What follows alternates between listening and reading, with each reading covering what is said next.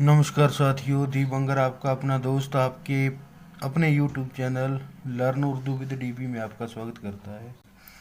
इससे पहले की वीडियो में हमने उर्दू की जो एराब थी उसकी बात की थी। आज उसके आगे के वीडियो में हम जो स्वर मात्राएं होती हैं उसकी तो उर्दू में तबादला करके कैसे लिखी जाती हैं। हिंदी की स्वर मात्राएं उर्दू में जब चेंज होती हैं तो कैसे लिखी जाती हैं, इसके अबाउट आज का वीडियो है। ज़्यादा टाइम वेस्ट नहीं करेंगे, सीधा मुद्दे पे आएंगे। जैसे हमारी पहली मात्रा होती है आ की मात्रा, लिखते हैं ना आ की मात्रा। पंजाबी में कन्ना बोल देते, कन्ना। हिंदी में आ की मात्रा। उसके लिए उर्दू में यूज़ होता है अलिफ। अलिफ सीधा खड़ा डंडा। इसके बारे में थोड़ा डिटेल में बताना चाहूँगा अलिफ के बारे में। यदि अलिफ किसी वाक्य के शुरू में आए बिना किसी एराब के तो ये ए अनार है, ठीक है।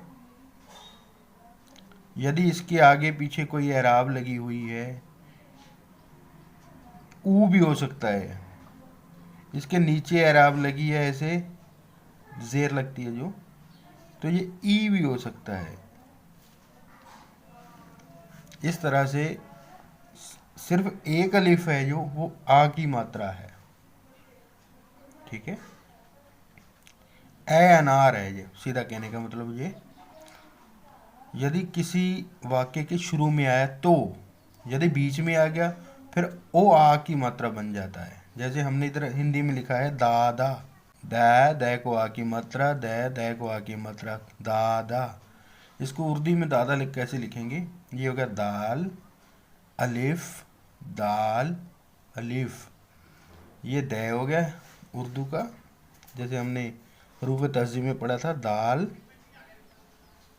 ये हो गया आ की मात्रा, ये फिर हो गया, ये फिर आ की मात्रा, दादा।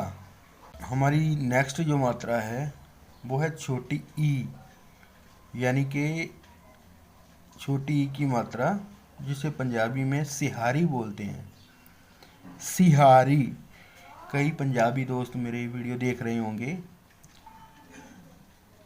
उनको भी बताना चाहूँगा ये सिहारी है, पंजाबी की सिहारी बोलते हैं। जो अक्षर के सिर की तरफ निकलती है ना, वो सिहारी है। और हिंदी में बोलते हैं इसे छोटी ई की मात्रा। इसके लिए उर्दू में यूज़ होता है ज़ेर। ज़ेर ये कोई भी हर्फ होगा उसके पाँव में लगती है, सिर की तरफ, मतलब जहाँ से हर्फ शुरू होगा उसके पैर के नीचे लगेगी जी। जैसे हमने सिर लिखना है, सिर, ये सै को ई की मात्रा रह सिर।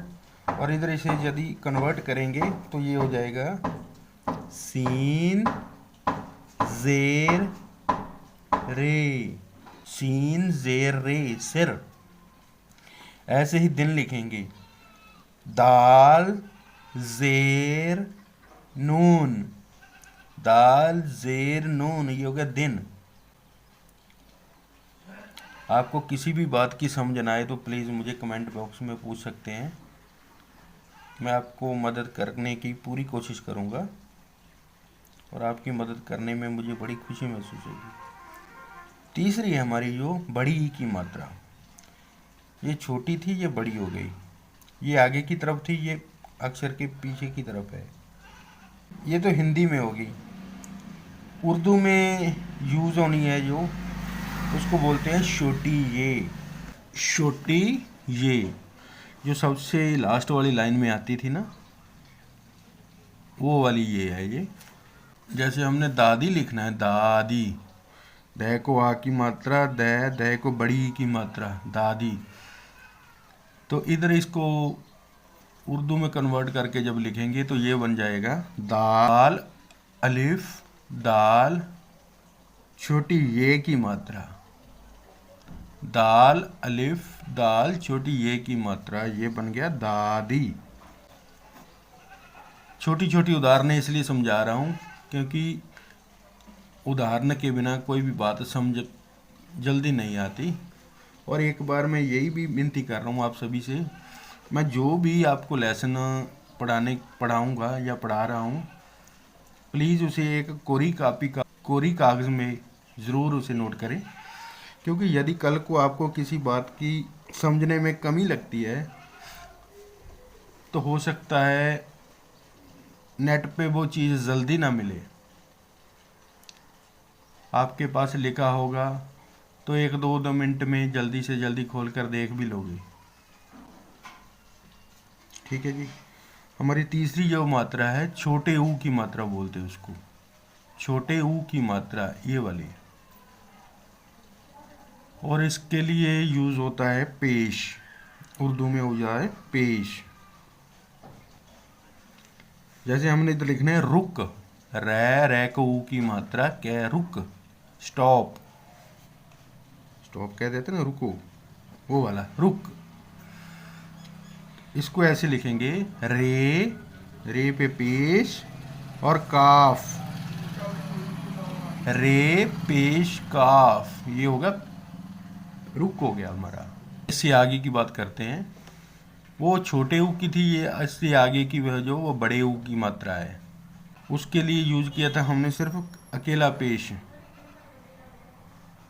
इसके लिए यूज होगा, पहले वाव लगेगा, वाव के ऊपर पेश लगेगा। देखो जैसे हमने लिखा है सूरज, सै को बड़े ऊ की मात्रा रैज, सूरज, सन।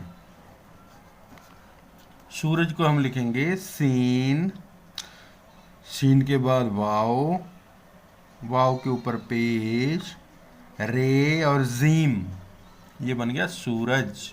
इससे आगे की देखते हैं ए की मात्रा, ए की मात्रा।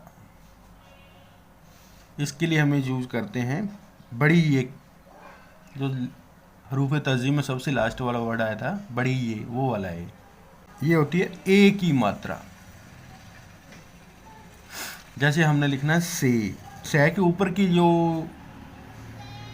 मात्रा लगी है, इसकी बात कर रहे हैं हम। इसको जैसे यूज करेंगे, इसको उर्दू में जब कन्वर्ट करेंगे तो ये हो जाएगा सीन, सीन, सीन के नीचे ये लग जाएगा थोड़ा कन्वर्ट करके बड़ी ये, सीन बड़ी ये बन गया से। इससे आगे की जो मात्रा है वो है ए की मात्रा, वो ए थी, ये ए है, मतलब उस पे सिंगल ये था, इस पे डबल है ये। इससे पहले की जो हमने मात्रा की बात की थी उस पे सिर्फ लगा था बड़ी ये, लेकिन ये जब डबल हो जाती है तो बड़ी ये पे ही ज़बर लग जाती है। वो सिंगल बड़ी ये थी, ये इस पे बड़ी ये पे ज़बर लगी हुई है, तो ये ए की बात करेगी। जैसे हमने है लिखना है, तो ये हो जाएगा बड़ी ये की मात्रा वैसी की वैसी, ऊपर ज़बर और ये नीचे हे लग गया, ये है बन गया। ये हे का बदला हुआ रूप है। इसके बारे में डिटेल से बात करेंगे, इसके लिए स्पेशल वीडियो बनाएंगे तब, क्योंकि अब इसको लेकर बैठ गए तो वीडियो बहुत ज़्यादा लंबा चला जाएगा। उसके बाद आ जाती है ओ की मात्रा। इसके लिए उर्दू में यूज़ होता है सिर्फ वाव। क्या यूज़ होता है? वाव, नून वाव, सबसे लास्ट वाली लाइन में आया था वो वाला। जैसे हमने उर्दू में लिखना है करो, करो, तो इसको उर्दू में जब कन्वर्ट करेंगे ये हो जाएगा काफ, रे और ऊपर वाव, करो, ये बन गया करो। इसे नेक्स्ट की बात करते हैं। वो सिंगल ओ था, ये डबल आ है। थोड़ी अब साउंड का देखो, आवाज़ साउंड चेंज हो रहा है। ओ आओ, ऐसे उस पे सिंगल ये था, ये वाला, और इसको डबल ये है, थोड़ा टेढ़ा, ये वाला। उस पे हमने यूज़ किया था सिर्फ वाव, जो सिंगल पे यूज़ किया था सिर्फ वाव किया था। डबल में भी वाव के ऊपर जबर लग जाएगा। जैसे हमने और लिखना है, और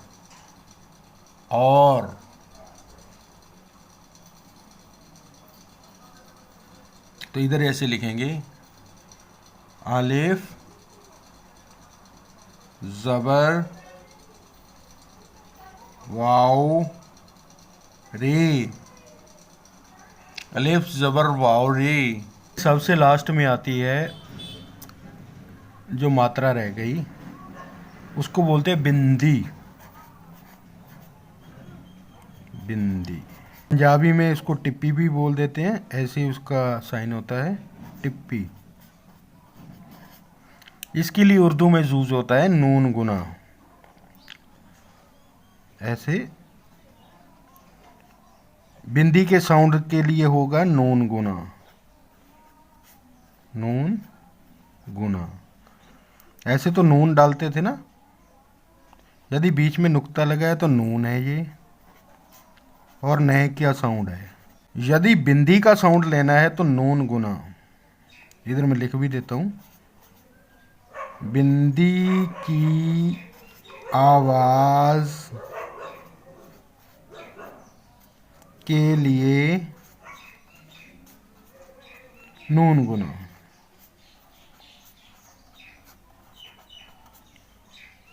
लगेगा।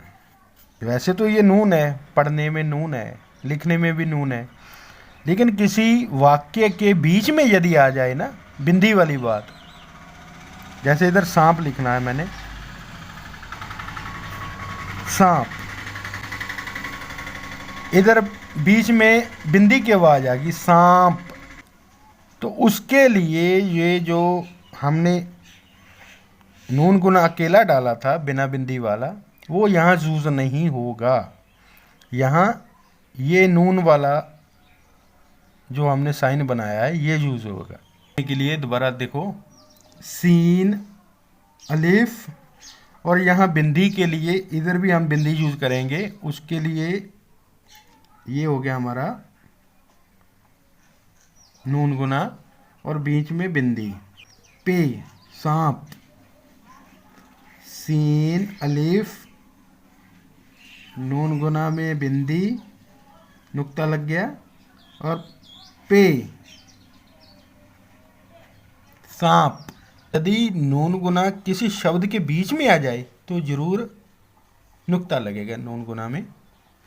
तो इसलिए सांप लिखते वक्त यहाँ बीच में आ गया था वो नून गुना था जो, इसलिए हमने सांप लिखते वक्त नून गुना में नुक्ता लगाया था। उम्मीद करता हूँ आपको आज का वीडियो पसंद आया होगा।